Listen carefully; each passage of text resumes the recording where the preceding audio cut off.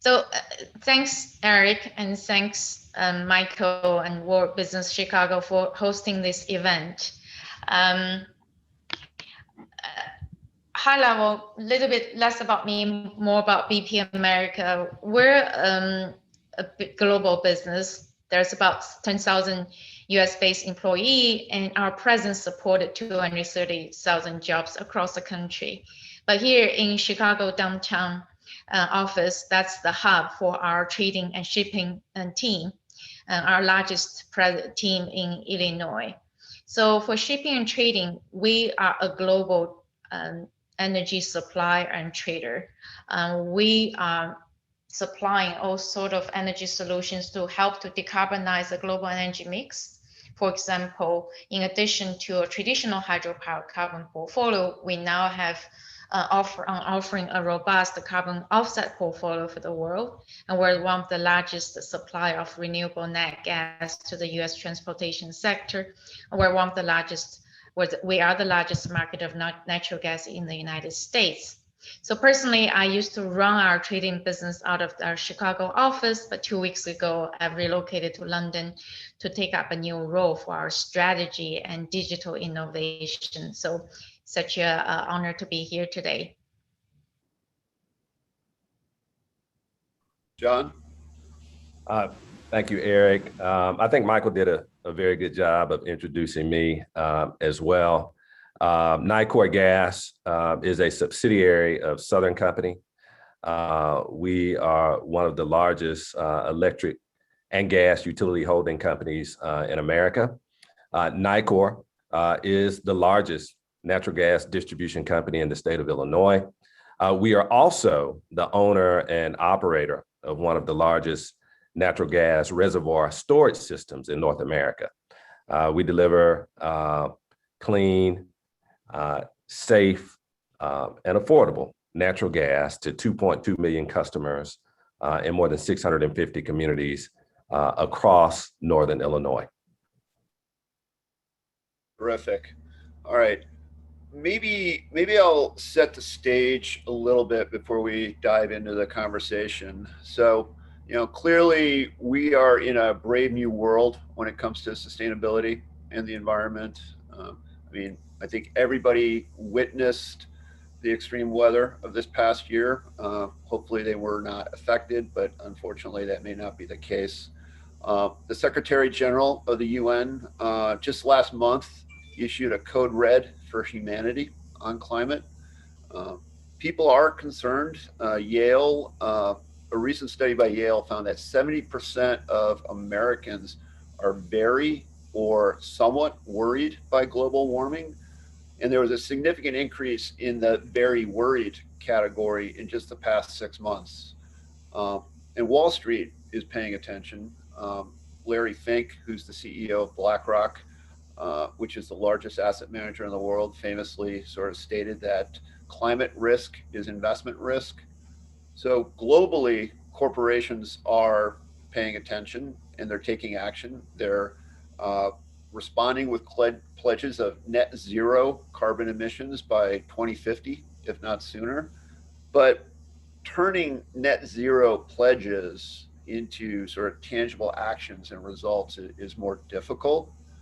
And both BP and Nicor, you have to do that while also providing reliability, resiliency, affordability to heat homes and to power the economy.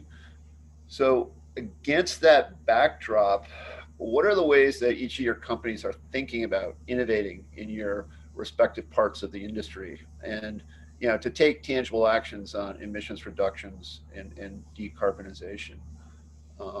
Janet, would you like to start?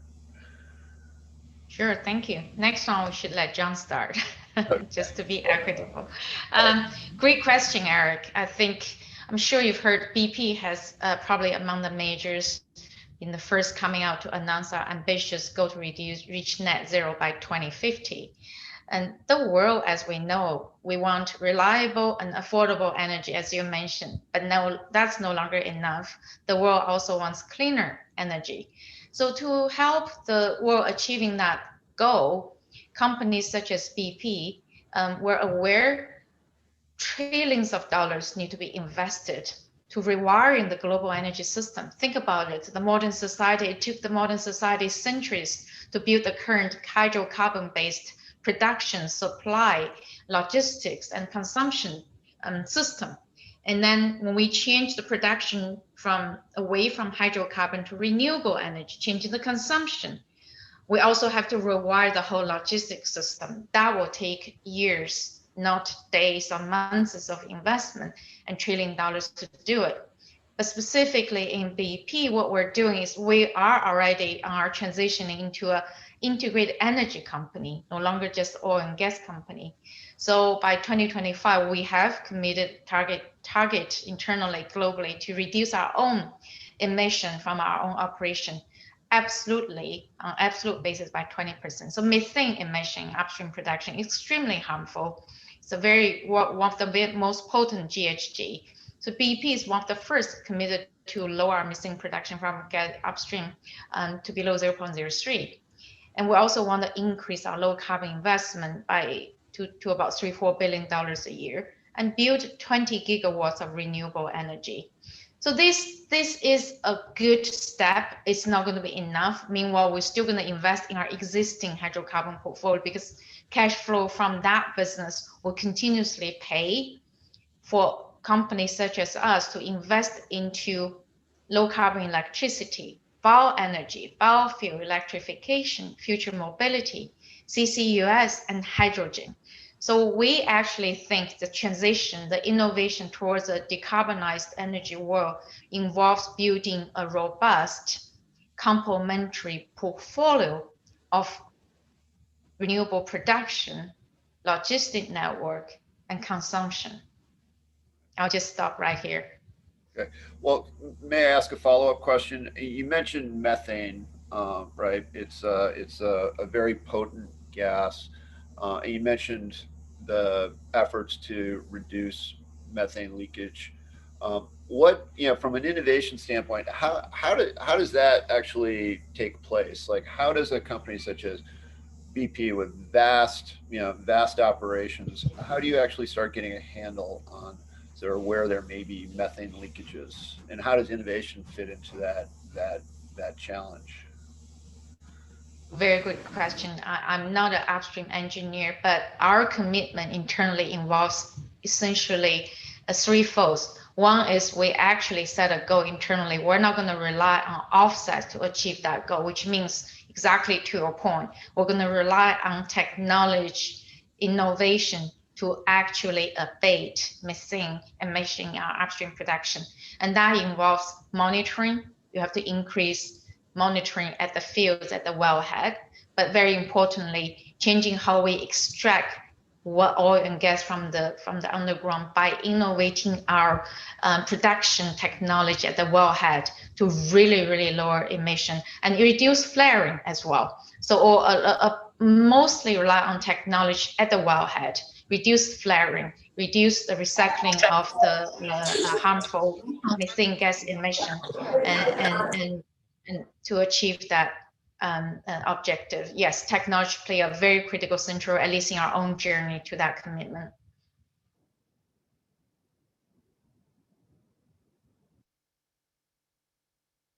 John, Nightcore Gas has been doing quite a bit of work both in renewable natural gas and hydrogen, but I imagine there's a lot going on that perhaps I'm not aware of and the audience is not aware of. Do you care to sort of expand on some of the great things that you guys are working on? Yeah, I'd like to address your first question because I think you really, set the stage properly. We're really excited, believe it or not, that a lot of the policymakers, investors, as you mentioned earlier, and others are focusing on this important issue regarding the environment. And frankly, we share their concern about the environment, and we have lots of enthusiasm for a clean energy future. And we've got to start by reducing our own impact on the environment. In that regard, since 2010, our customers have reduced emissions by nearly 1 million metric tons through our energy efficiency programs. And so I think that's an important initiative that our regulators push.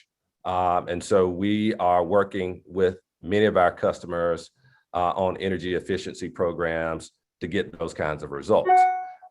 Additionally, Nicor has been a leader in the industry in making proactive system improvements to minimize methane and other greenhouse gas emissions. So through our investments in our pipeline replacement program, we call it infrastructure modernization. And with the support of our regulators, we reduce our annual operational greenhouse gas emissions by more than 54% over a 10-year time horizon. We measure that from 2009 to 2019. And of course, we're getting better and better at modernizing our infrastructure. And every time we do that, our emissions go down. We believe that a net zero future is possible. In fact, we have a bold but doable goal to realize net zero emissions from our operations by 2030 instead of 2050. And so we're innovating with investments in renewable natural gas and hydrogen research. We're implementing innovative ways to try to be a catalyst to grow the renewable natural gas market in Illinois and stimulate a circular economy around those investments. And we have to do all these things in an equitable way, making sure that we are providing opportunities to diverse businesses and communities as we stand up this new infrastructure across our operations.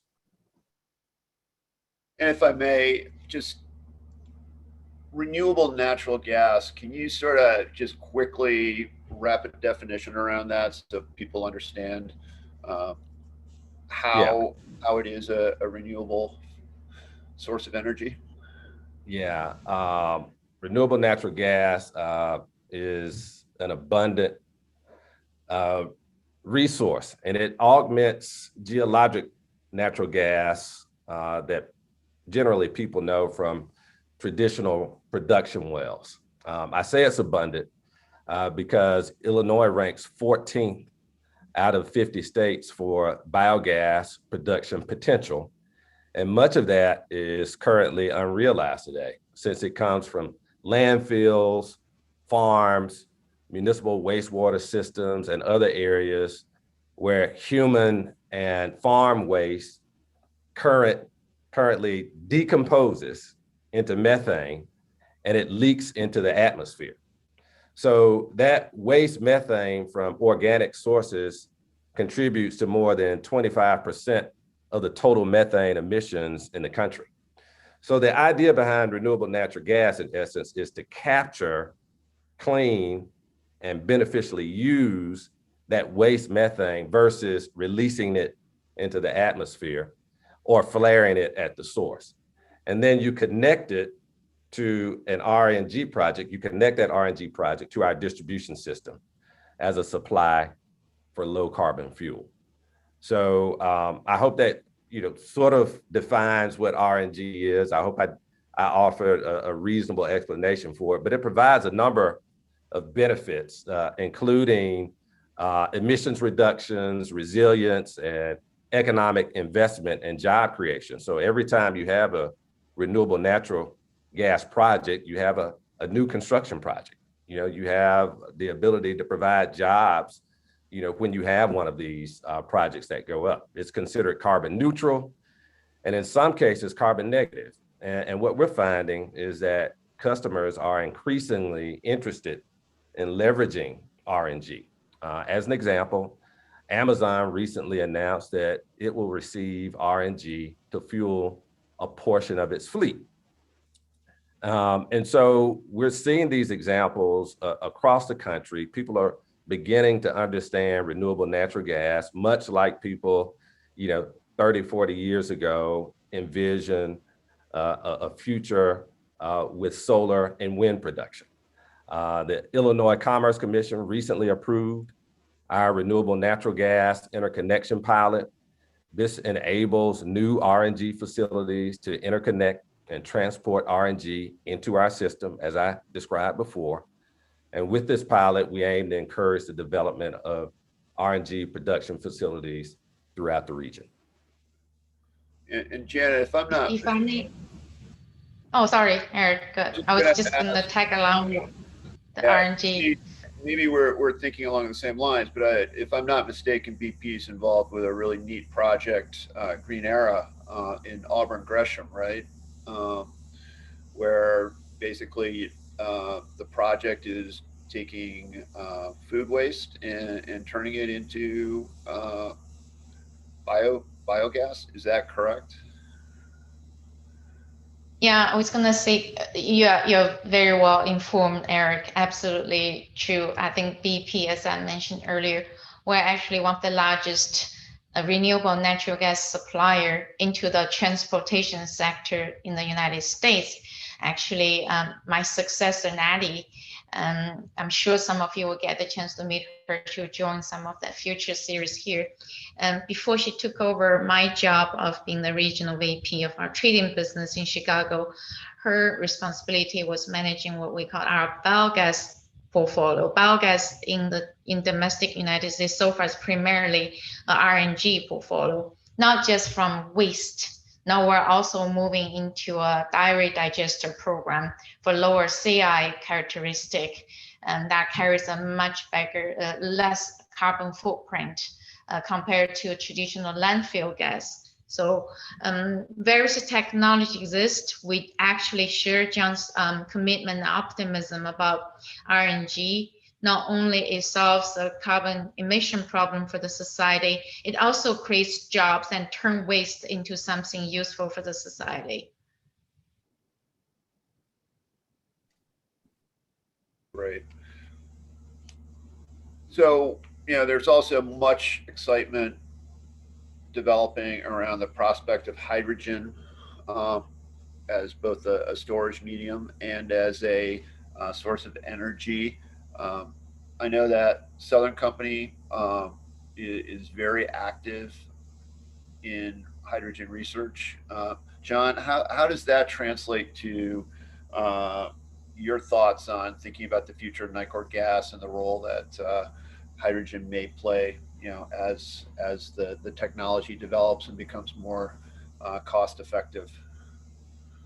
Yeah, hydrogen is the future. And Southern Company and Nightcore are very involved in R&D projects to really try to figure out the benefits of hydrogen and how to make those investments cost effective. It's an integral part of the clean energy economy because it actually supports the commercial and industrial economy in the region. Other facts that I think are important, natural gas produce hydrogen with RNG and carbon capture and sequestration can ramp up the hydrogen economy very quickly, we believe, and at a lower cost than alternatives. I think Janet sort of mentioned that in her comments. This represents an incredible growth opportunity for our region, I believe, on a national and global scale. So not only will we be able to decarbonize industries, but we think it will lead to actually real opportunities in the heavy transportation sector. So hydrogen is very, very important for us. We continue to study it, and we think it's going to bring great benefits in the future. We have a partnership with GTI and the National Renewable Energy Lab. So these are partnerships that we plan to continue pursuing in order to realize the benefits of hydrogen in the future. Terrific. I know that amongst the actors in the innovation ecosystem, both in the greater Chicago region and the Midwest,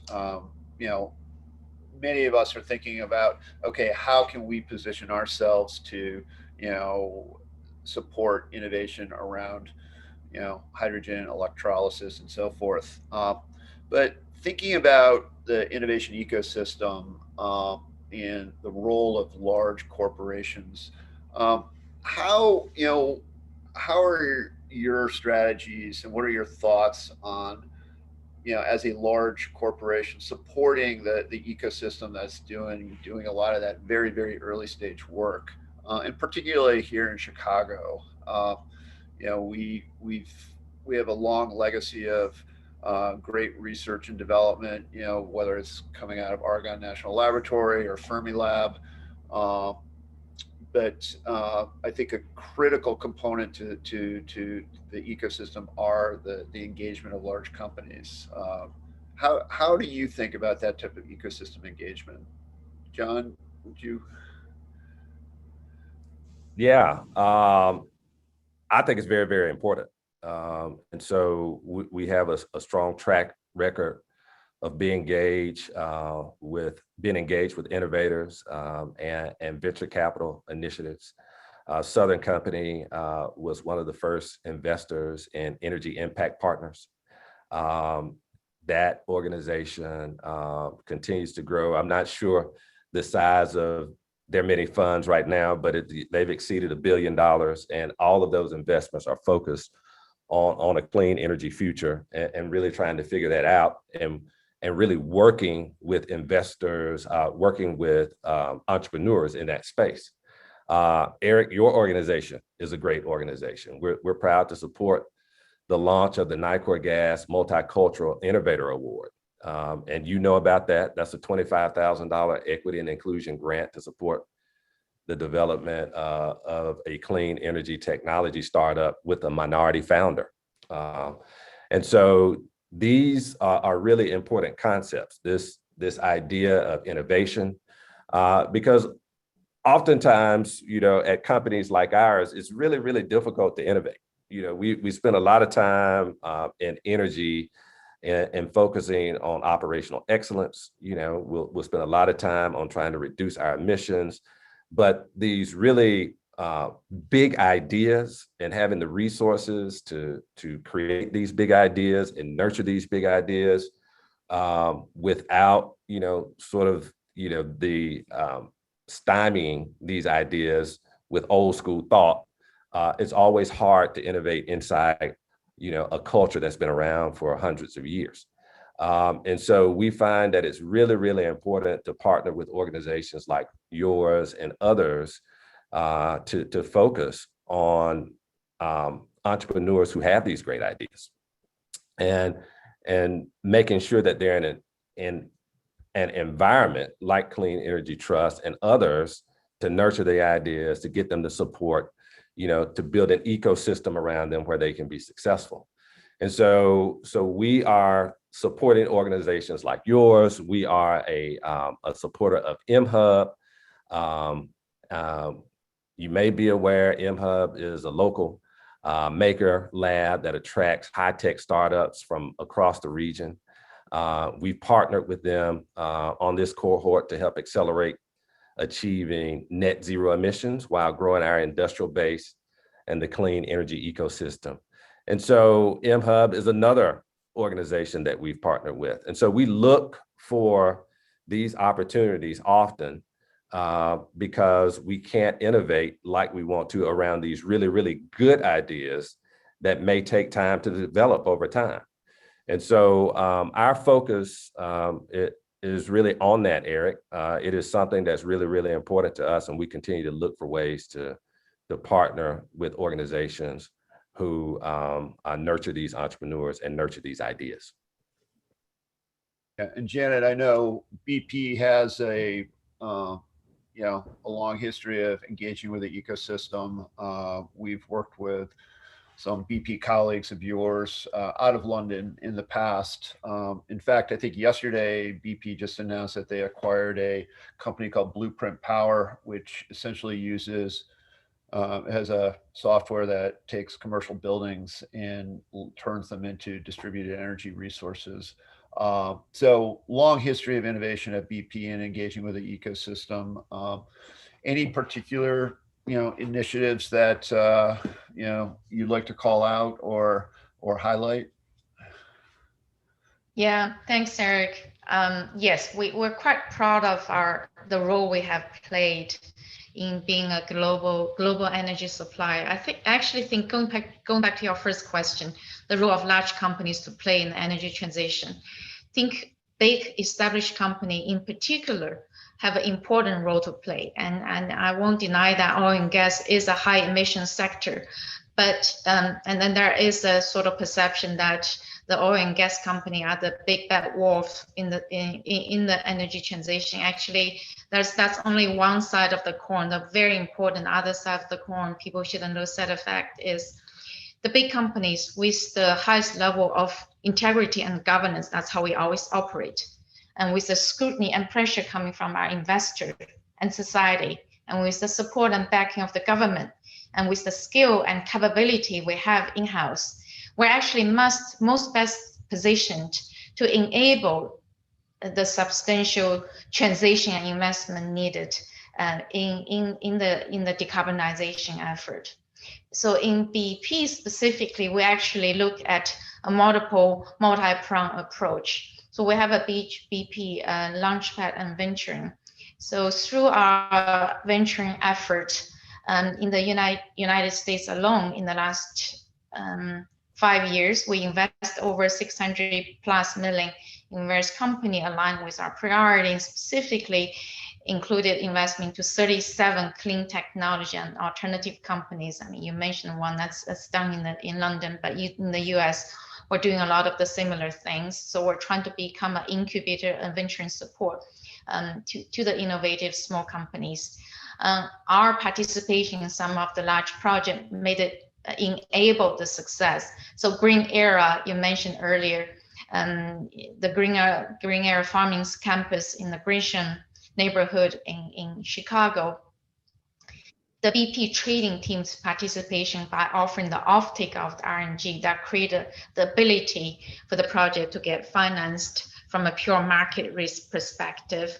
And in a suburb of Indiana, BP also worked with the company Brightmark to research into the circular economy angle, and plastic waste, in addition to carbon emission, is an important source of pollution for Earth.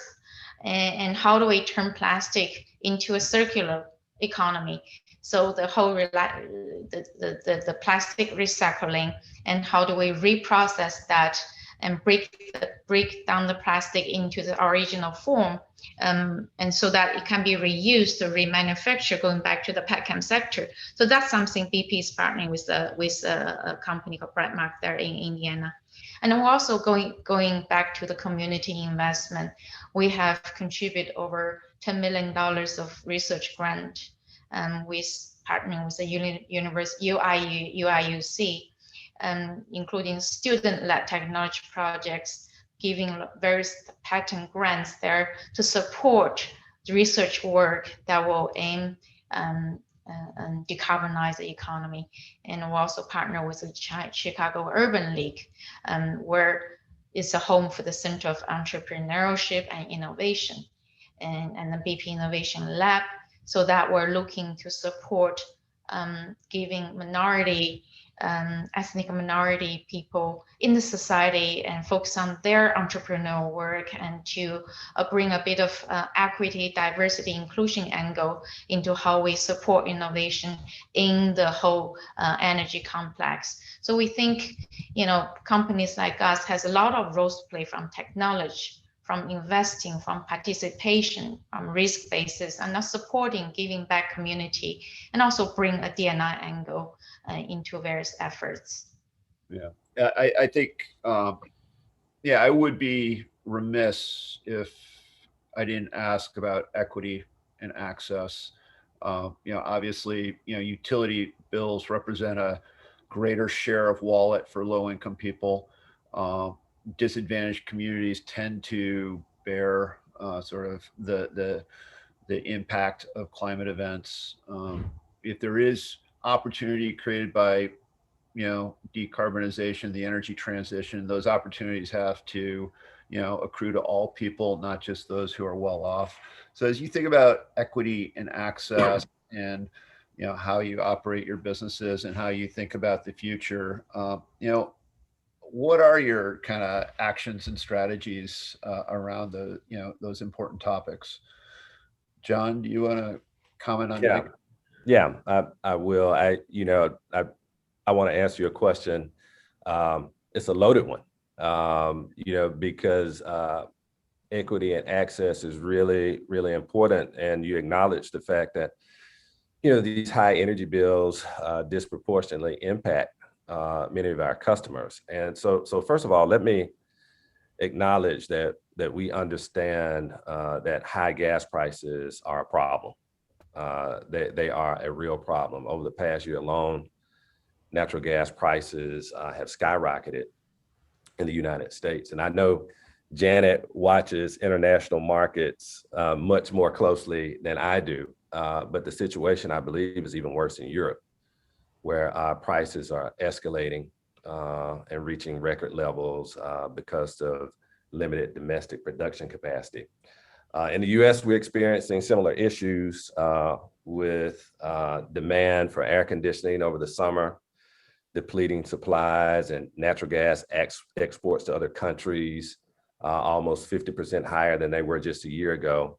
All of this drives up gas prices. And we talked a little bit earlier about Winter Storm Uri and some of the high gas prices that many of the utilities had to take on because of that.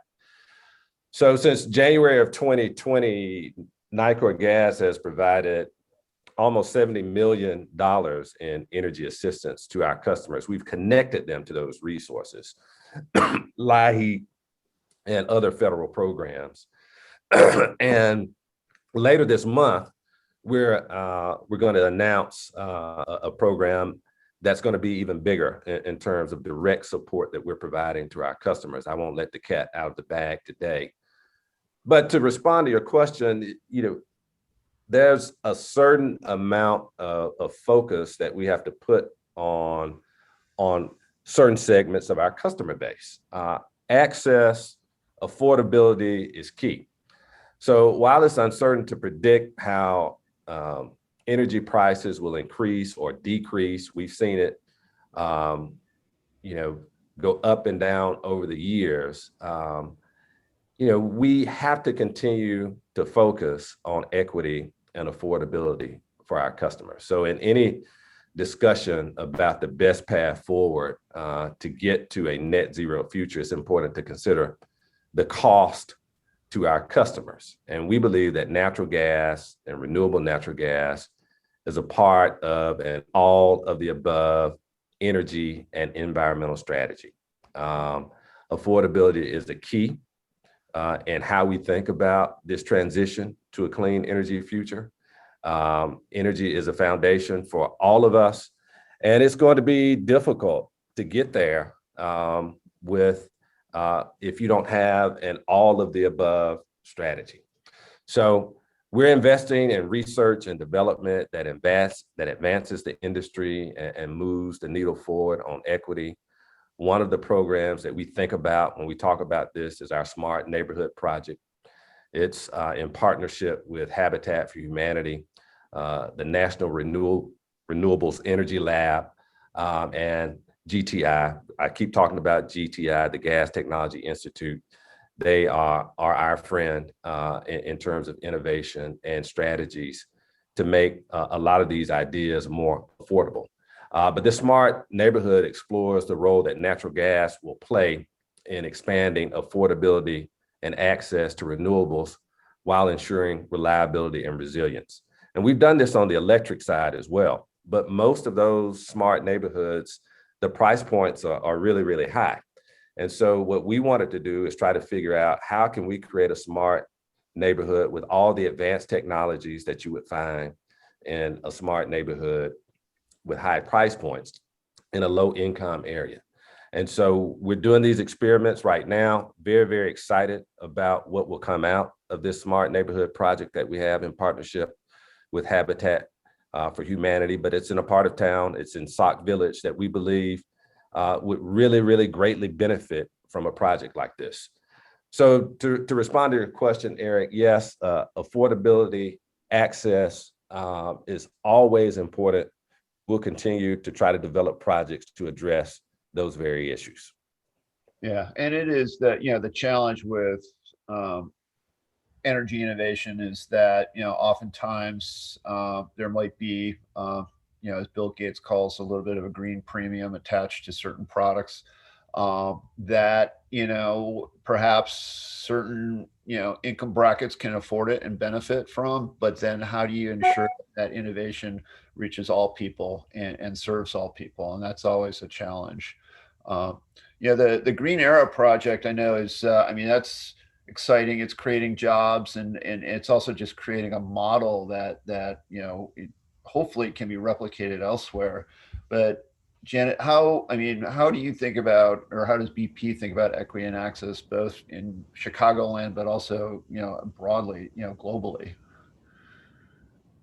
I think large corporations' role in the energy transition is what I just shared a bit earlier. But here, to answer your question, Eric, I want to put a bit of my old hat back on as an economist. So essentially, you are asking a very complicated question: is how does market solve a social equality issue? Yeah, embedded in that, and society needs cleaner fuel, which requires $1 trillion investment. I think there are three different players needed to work seamlessly to land the market-based solution while address the potential social equality issue. The three players essentially are government, business, and consumers. Yeah, in a sense, working along the side of government policy, and government plays due roles in this particular case. Well, I very much admire what John shared about individual business taking on a small neighborhood project, but to solve this equity access issue on a nationwide level, as well as global level, requires actually more than individual business effort. It actually requires policy and government initiative. So what I really see, the flow of the sources, in order to move the whole dial on energy transition, governments should coordinate globally on policy that underpins economic return for corporations to invest to rewire the energy complex. Imagine the upstream production for hydrocarbon. Those billions, trillions investment now has to migrate into how we bring renewable power, solar, offshore wind, hydrogen, blue hydrogen, green hydrogen. All of that requires investment, which will not happen without the support of the right regulatory framework and compliance regime. So that's one role government will need to play. And market needs to be developed, so such as from trading, gives transparency to price, from risk, gives the company ability to risk manage their investment, and to ability to bring cross-border investment flows. So that needs to be developed. Capital markets need to be there. Corporation needs to be given incentive to invest in it. And thirdly is prices will rise. When investments are made, when returns are demanded by the shareholder, that may be a green premium, as you mentioned earlier, Bill Gates referred to. So how do you ensure not only the ones who are able to pay will have access to green energy, the ones who are not able to pay, they should not be left behind.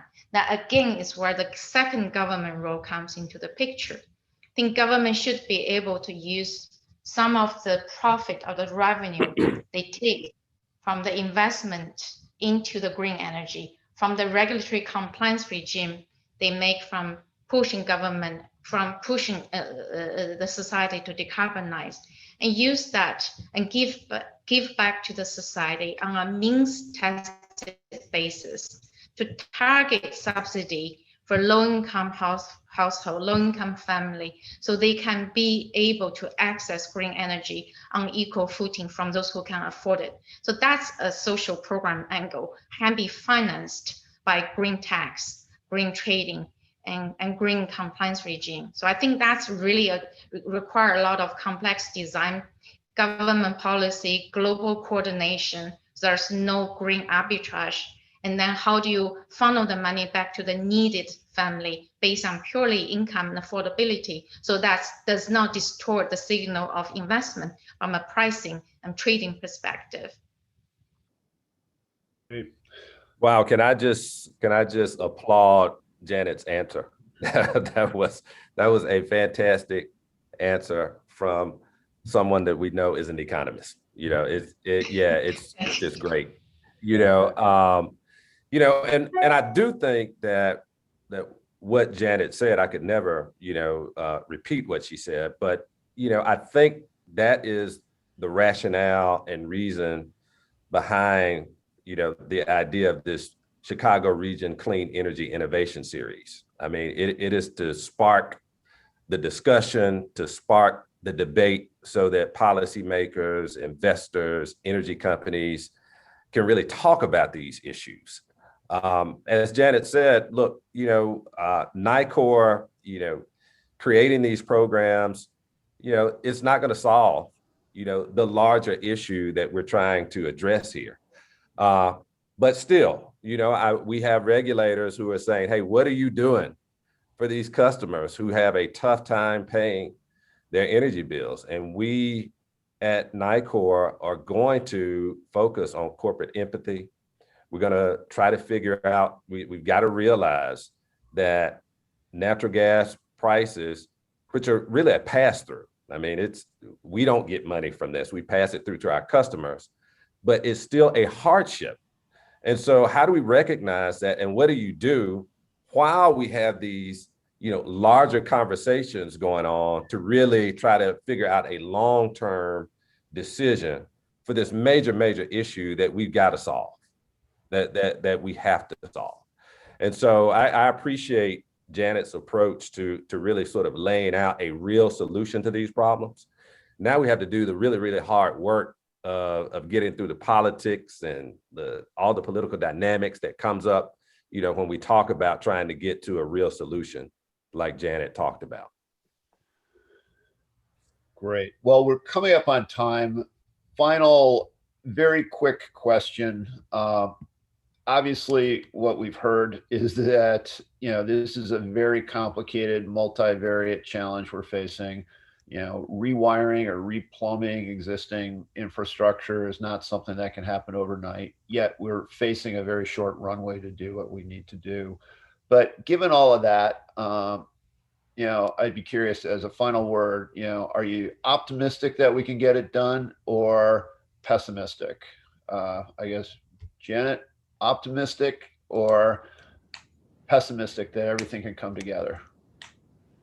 If you were asking me the question 10 years ago, I would say pessimistic. BP plunged into the whole alternative energy business maybe 10 years earlier. Yeah, we invested billions and we had to write off a lot of the investment. But today, I think today we are ready. We're ready because you look everywhere, regardless of developed market economy or emerging market, China or United States or any other. Every country, every society demands the same. They want to preserve our environment. They want to protect our future generation. And they want to prevent a disaster that's pretty severely already causing various extreme weather around the world. So society is aligned and demand is there. Governments are a lot more ready to act. I think all those things are aligned to really push, accelerate the energy transition.